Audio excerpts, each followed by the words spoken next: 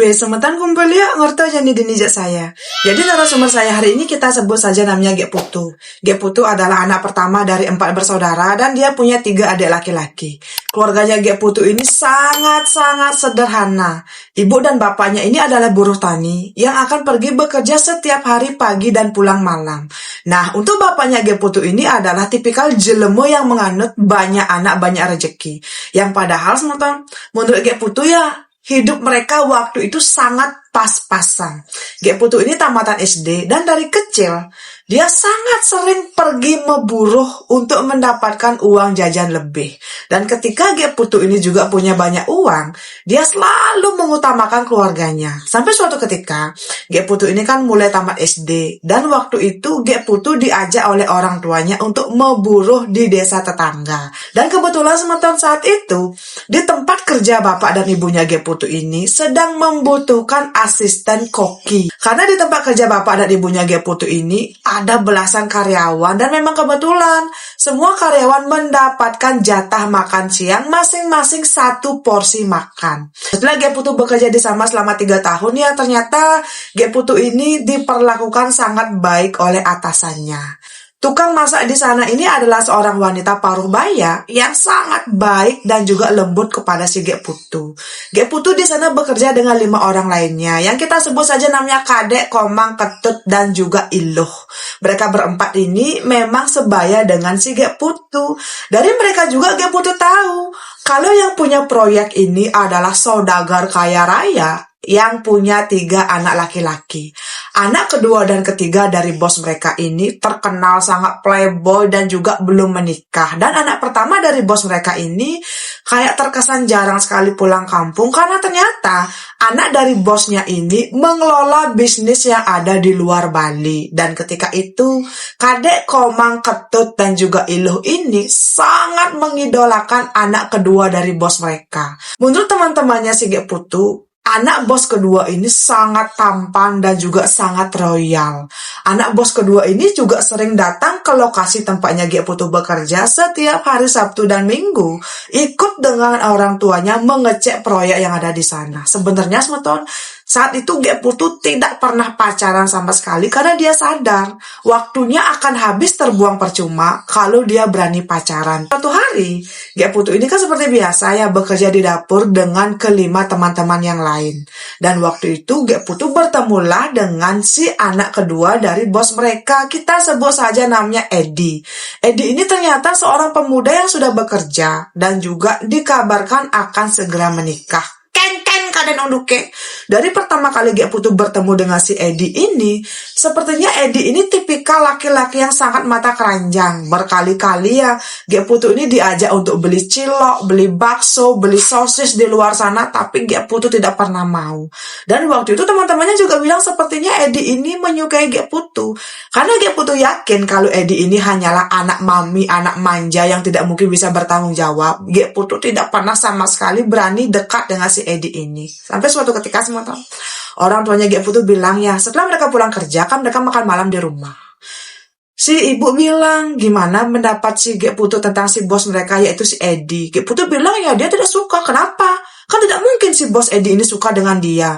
Dia buruh dan juga bos Edi ini adalah anak orang kaya. Kan tidak mungkin. Tapi semetan saat bapak dan juga adik-adiknya Gek Putu sudah tidur, ibunya Gek Putu datang ke kamarnya Gek Putu sambil membahas sesuatu. Ibunya bilang, Gek Putu ini kan masih perawan dan juga belum pernah berpacaran. Kalau Gek Putu mau, ibunya Gek Putu bisa membantu Gek Putu untuk mendapatkan kecer dengan mengandalkan keperawanannya ini. Dan ibunya Gek Putu menjelaskan, waktu itu ibunya kekurangan uang yang sangat banyak untuk biaya sehari-hari, untuk biaya ngaben, karena kebetulan kakek dan neneknya Gek Putu dari pihak bapaknya akan diaben sekitar 6 bulan lagi. Dan orang tuanya perlu uang yang sangat banyak. Waktu itu Gek Putu tidak mengerti apa maksud ibunya. Saat itu ibunya memperjelas semeton, kalau si Edi ini bilang kepada ibunya Gek Putu, kalau Gek Putu masih perawan dan ibunya mengizinkan Edi berpacaran diam-diam dengan si Gek Putu, Edi berjanji akan memberikan uang 2 juta rupiah di tahun 2000-an saat itu. Dan menurut Geputu uang itu untuk keluarganya Geputu sangat banyak, semeton. Wih, semeton. Di sana Geputu kayak, kok gini? Dia tuh benar-benar bingung. Kok bisa-bisanya ibunya mengatakan kata-kata seperti itu. Tapi waktu itu ibunya bilang dia tidak memaksa, silakan Geputu pikirkan. Kalau Geputu ingin hidup enak, punya banyak uang, silakan berpacaran dengan si Edi dan ibunya akan membantu menyembunyikan ini dari semua orang. Tapi kalau Geputu tetap ingin bekerja serabutan, menjadi buruh kasar dan juga tidak punya kecer seperti sekarang, ya silakan saja. Nah, saat itu semeton Geputu menangis di kamarnya memikirkan kenapa kok ibunya bisa punya pikiran seperti itu. Karena menurut Geputu ya di tahun itu masyarakat yang memang ada di sekitar hidupnya si Geputu ini masih sangat pacul dan juga ya tidak mungkin lah punya pikiran sampai sejauh itu semeton. Setelah pembahasan itu ya Geputu diam, tidak berbicara sama sekali kepada siapapun. Dia juga masih sangat marah kepada ibunya kenapa kok setega itu. Tapi setelah malam itu Geputu tahu semeton orang tuanya benar-benar kekurangan uang untuk biaya pendidikan adik-adiknya dan juga untuk biaya ngaben nanti. Ibunya selalu mengeluh kekurangan uang lah, inilah, itulah. Bahkan bapaknya juga bilang kepada Geputu, nanti kalau Geputu gajian tolong berikan sedikit saja gajinya untuk ibunya, agar ibunya bisa mengelola rumah tangga dengan lebih baik lagi. Karena bapaknya bilang, ya mereka sudah sangat buntu. Nah, karena Geputu melihat ya, kalau orang tuanya kayak sudah benar-benar terhimpit, Geputu pun mengiyakan. Setelah itu semeton, Geputu mulai pacaran diam-diam dengan si Edi ini.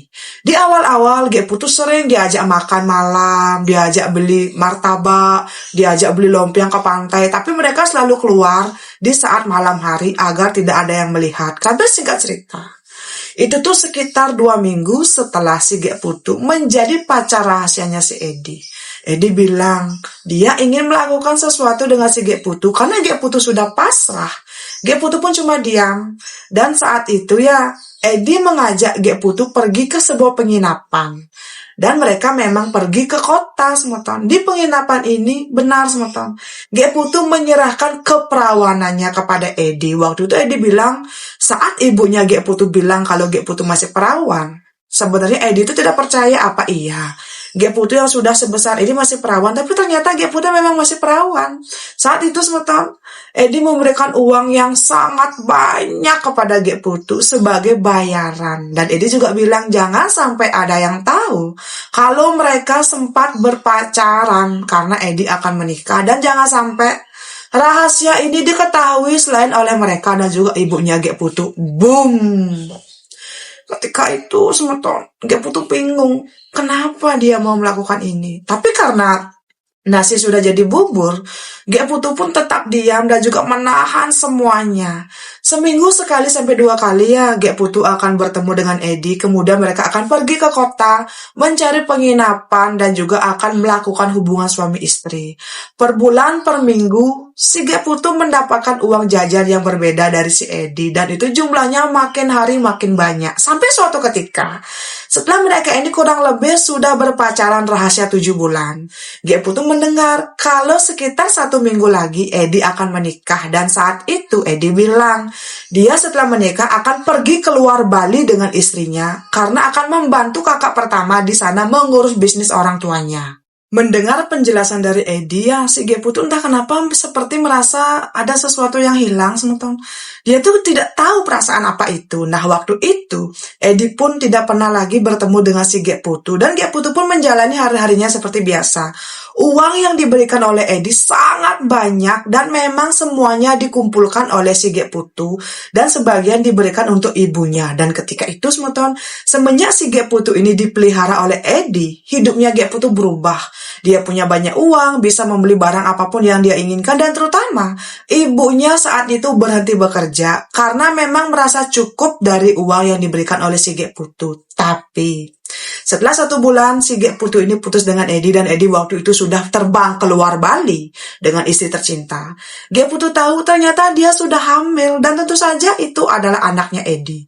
Ketika Geputu memberitahu orang tuanya, ibunya benar-benar kaget. Kok bisa-bisanya Geputu baru tahu sekarang?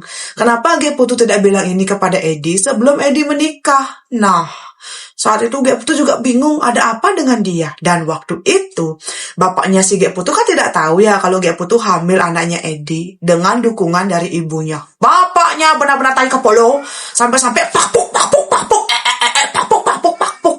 Gek Putu dihajar habis-habisan oleh bapaknya. Karena menurut Gek Putu di tahun 2000-an itu siapapun ada wanita yang hamil di luar nikah dan sampai orang-orang tahu, itu adalah sebuah aib yang harus disembunyikan. Jangan sampai ada orang yang tahu agar tidak mencoreng nama baik keluarga semeton. Beda dengan sekarang. Nah, waktu itu semetonnya si bapaknya Gek Putu ini mungkin karena terlalu keras memukul Gek Putu, akhirnya di malam itu Gek Putu tiba-tiba badannya menggigil dan dia merasa sepertinya ada yang keluar dari daerah kemaluannya. Saat Gek Putu terduduk, ternyata benar ada keluar darah yang sangat banyak. Di malam itu, karena Gek Putu tidak tahan lagi, dia pun bilang kepada orang tuanya. Dan Gek Putu pun dibawa ke mantri terdekat oleh orang tuanya. Dan si mantri bilang sepertinya Gek Putu mengalami flek karena ini adalah awal kehamilan. Aduh, semeton. Waktu itu ibu dan bapaknya Gek Putu takut banget. Jangan sampai ada yang tahu dan jangan sampai Gek Putu tidak menikah. Hanya karena bocor dia hamil di luar nikah. Dan saat itu semeton, Gek Putu benar-benar bingung bagaimana sekarang, apa yang harus dilakukan. Setelah itu, Gek Putu dikurung di rumah oleh orang tuanya dan ibunya kembali lagi bekerja. Selama 1 bulan penuh, Gek Putu dikurung di dalam rumah. Dan saat itu Gek Putu benar-benar bingung apa yang harus dia lakukan. Dia hanya makan tidur saja di dalam rumah. Pokoknya ya, orang tuanya Gek Putu bilang kepada orang-orang kalau Gek Putu sedang sakit, jadi tidak bisa bergaul seperti biasa. Dan waktu itu, Gek Putu ingat banget semeton, dia tuh sudah sangat putus asa dan berniatan untuk bunuh diri dengan cara menceburkan diri ke dalam sungai. Tapi orang tuanya kan pulang kerja di saat itu. Bapaknya bilang, Gek Putu mau nggak kalau menikah dengan seorang lelaki agar ada ini yang mengakui anakmu gitu loh. Nah, waktu itu Gek Putu bingung dengan siapa. Ternyata bapak dan juga ibunya Gek Putu bilang kalau bos mereka kan punya 3 anak. Anak pertama yang konon katanya bekerja di luar Bali. Anak kedua yaitu Edi dan juga anak ketiga yaitu si Pak Komang yang memang sering juga datang ke lokasi pembangunan. Nah, waktu itu dalam keadaan bapaknya kan tidak tahu kalau si Gek Putu ini mengandung anaknya si Edi, tapi ibunya saja yang tahu. Dan ketika memang si Gek Putu ditanya oleh bapaknya, Gek Putu cuma diam karena dia tidak mau nanti ibunya terseret gitu loh. Dan waktu itu bapaknya bilang, si anak pertama dari bosnya ini, kita sebut saja namanya Pak Gede, beberapa minggu yang lalu pulang ke Bali dan ingin menikahi Gek Putu dan juga dia mau mengakui anak yang ada di dalam perutnya Gek Putu sebagai anaknya dia. Boom. Kok kene?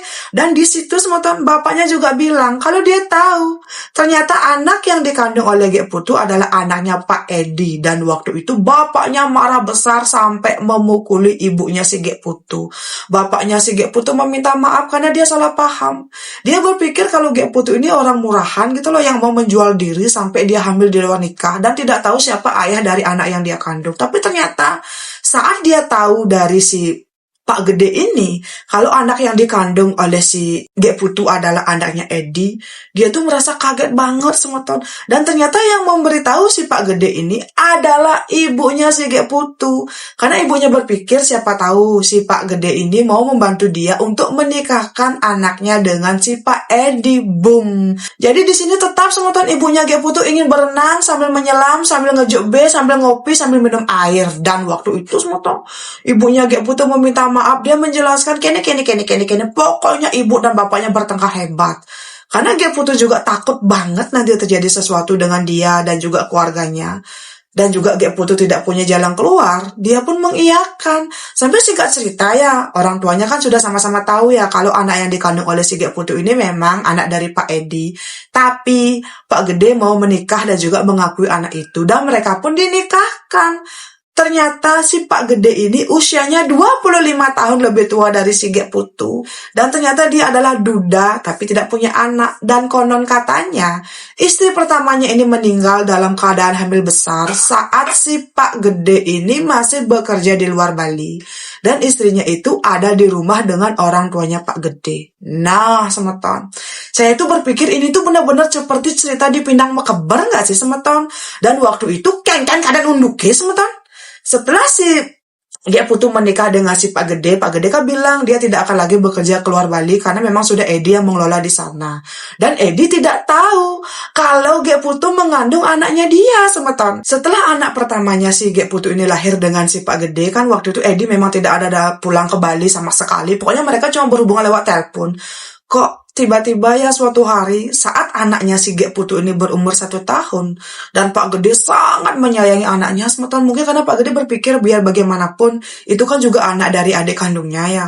Orang tuanya Pak Gede juga sangat memperlakukan Gek Putu dengan sangat baik. Keluarganya Gek Putu diberikan pekerjaan yang sangat bagus dan juga gaji mereka dilipat gandakan oleh orang tua si Pak Gede ini. Pokoknya setelah si Gek Putu menikah dengan Pak Gede, keluarganya berubah menjadi keluarga yang makin mapan. Gek Putu juga sangat bahagia. Nah, ketika itu ya, Gek Putu ingat banget saat anak pertamanya ini berumur 1 tahun. Mertuanya datang dan juga bilang kalau Edi mengalami kecelakaan dan juga meninggal dunia di tempat dengan anak dan istrinya. Boom. Kok gini? Iya, semeton. Tepat ketika anaknya si Gek Putu berumur 1 tahun, ayah biologisnya yaitu si Pak Edi meninggal dunia. Dan waktu itu Gek Putu kayak disambar geledek, disambar petir. Dia bingung banget. Waktu itu semeton, mayatnya si Pak Edi ini dikirim ke Bali, kemudian dikremasi di Bali, kemudian langsung melinggih.